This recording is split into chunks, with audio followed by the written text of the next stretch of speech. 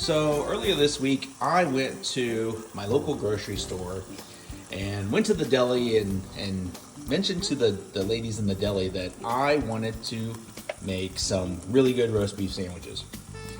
And the lady working the deli was a sweet, wonderful woman, and she said to me, here's what you need to do. Go to the local thrift shop, buy you a George Foreman. Basically, it's a panini press. Look at that. It's just a panini press.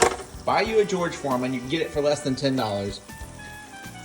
Get you the London Broil roast beef. I'll slice it at a number 2 thickness. Get you some Havarti cheese. Spread a little bit of Dijon mustard on it. Maybe a little Thousand Island. Cook it until it looks a lot like that. If you want to put it on rye bread, it's going to be the best tasting roast beef sandwich you've ever had. And this is my 4th one in the last week and a half. Look at that. These are so good.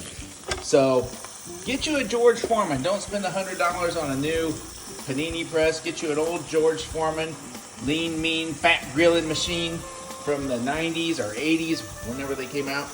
And you got a panini press, and they taste wonderful.